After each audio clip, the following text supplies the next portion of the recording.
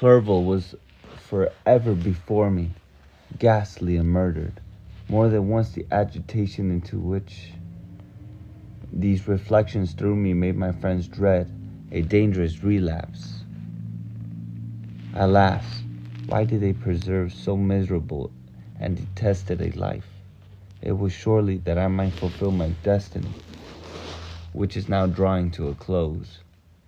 Soon, oh, very soon, will death extinguish these throbbings and relieve me from the mighty weight of anguish that bears me to the dust. And in executing the award of justice, I shall also sink to rest. And in executing the award of then the appearance of death was distant, although the wish was ever present to my thoughts, and I often sat for hours, motionless and speechless, wishing for some mighty revolution that might bury me and my destroyer in its ruins. The season of the assizes approached. I had already been 3 months in prison, and although I was still weak and in continual danger of a relapse, I was obliged to travel nearly 100 miles to the country town where the court was held. Mr. Kerwin charged himself with every care of collecting witnesses and arranging my defense. I was spared the disgrace of appearing publicly as a criminal, as the case was not brought before the court that decides on life and death. The grand jury rejected the bill, on its being proved that I was on the Orkney Islands at the hour of the body of my friend was found, and a fortnight after my removal, I was liberated from prison. My father was entrapped, and I don't remember reading this. As my sickness quitted me, I absorbed a gloomy and black mold. Yeah, this is right. Oh, Jeffrey Epstein. Nice. That's weird. That's a bad.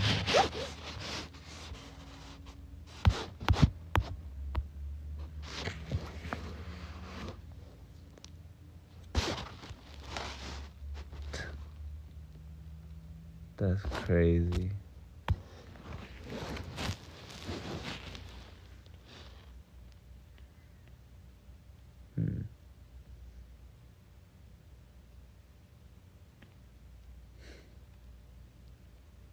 Mercedes man, what's up, guys?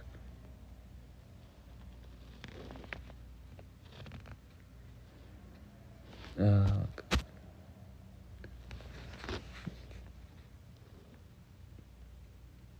My father was entrapped and raptured.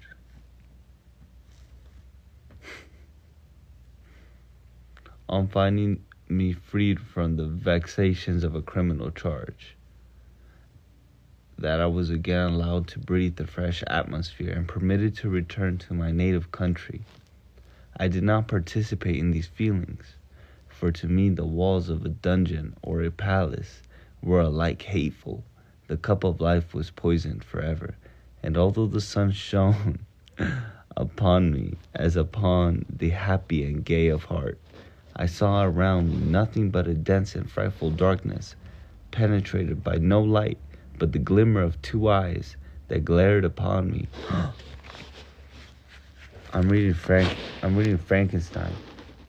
Bro, I wonder. I think the monster is back. Let me reread that. Yeah, so where we last left off is we what was it? I don't remember. We last left off in a scene where the doctor's in prison now. So, oh look, my comments are filtered. That's cool. I didn't know that. That's nice. Well, I sometimes they filter comments like that don't need to be filtered. Dude, I'm both.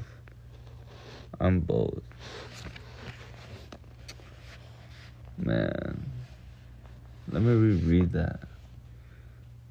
nothing but a desert fire burned by no light but the glimmer of two eyes. Sometimes they were sometimes they were the expressive eyes of Henry, languishing in death. Henry, oh my goodness. Henry died.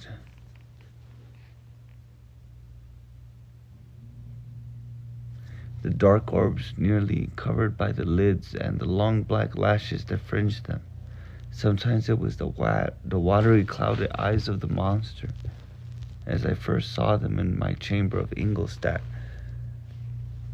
I wanted to go to sleep, but I really want to read. This is so good. This book is so good, guys. Frankenstein, you gotta read it if you haven't read it. Mary Shelley's, oh, she's great. My father tried to awaken in me the feelings of affection. He talked of Geneva, which I should soon visit, of Elizabeth and Ernest, but these words only drew deep groans from me.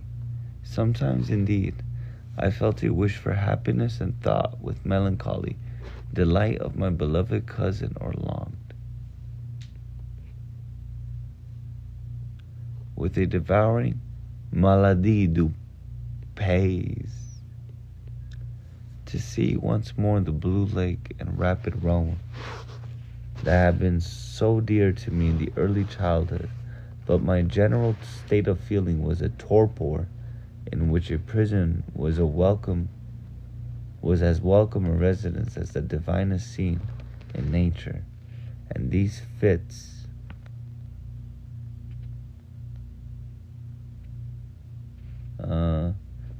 were seldom interrupted by paroxysms of anguish and despair.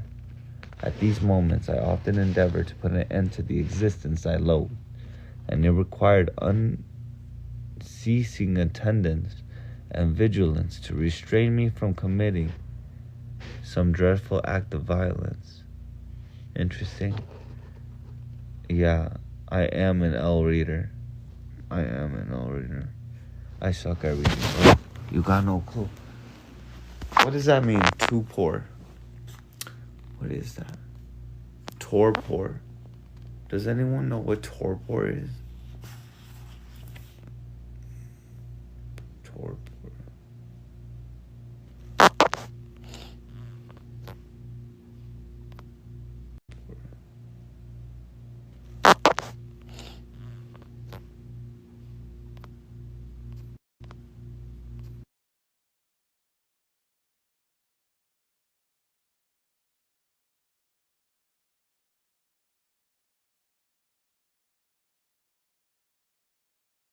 It's a very sad word. Yeah, I'm not even gonna say it on camera. Well, yet one duty remained to me, the recollection of which finally triumphed over my selfish despair. It was necessary that I should return without delay to Geneva, there to watch over the lives of those I so fondly loved, and to lie. Where was I?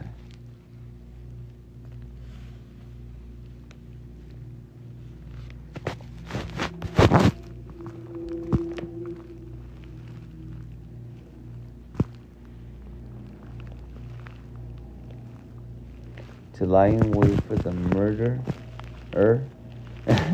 that if any chance led me to the place of his concealment, or if he dared again to blast me by his presence, I might, with unfailing aim, put an end to the existence of the monstrous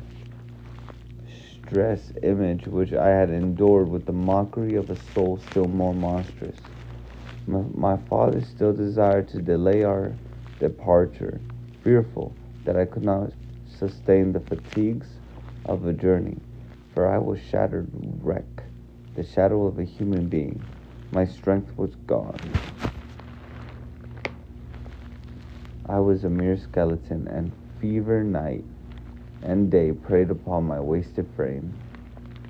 Still, as I urged our leaving Ireland with such in quietude and impatience, my father thought it best to yield.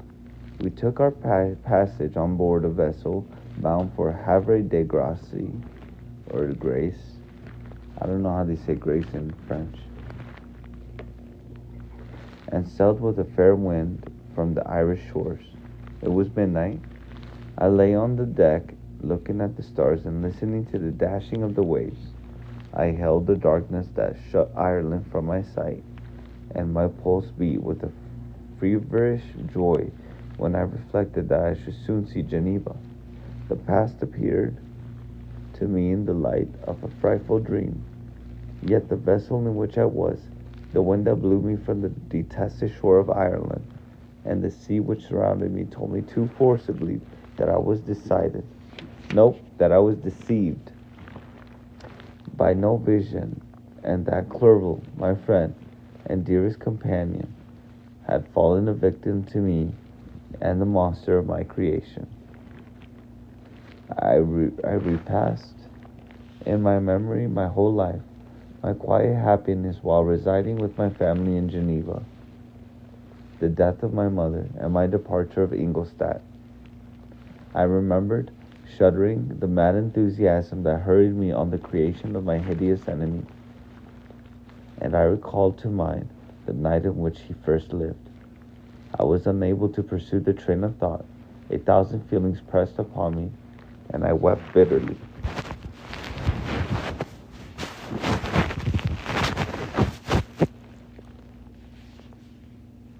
Ever since my recovery from the fever, I had been in the custom of taking every night a small quantity of laudanum. What is that? Laudanum.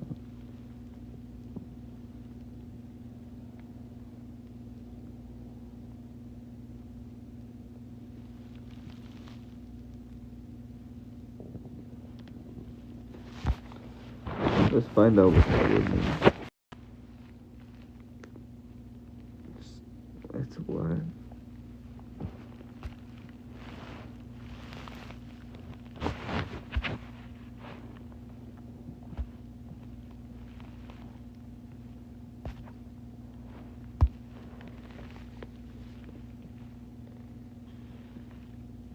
For it was by means of this drug only that I was enabled to gain the rest necessary for the preservation of life.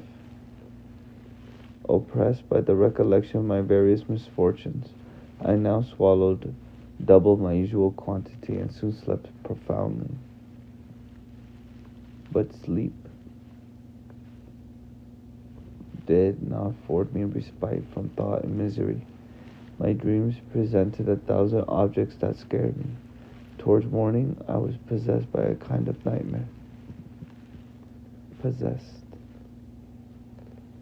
I felt the fiend's grasp in my neck and could not free myself from it. Groans and cries rang in my ears. My father, who was watching over me, perceiving my restlessness, awoke me. The dashing waves were around me, the cloudy sky above. The fiend was not here.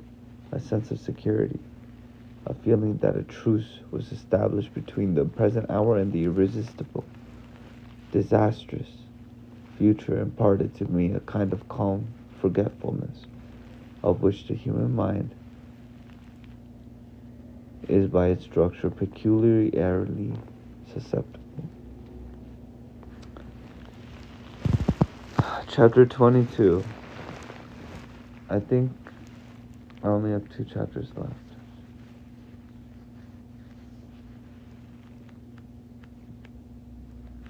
23.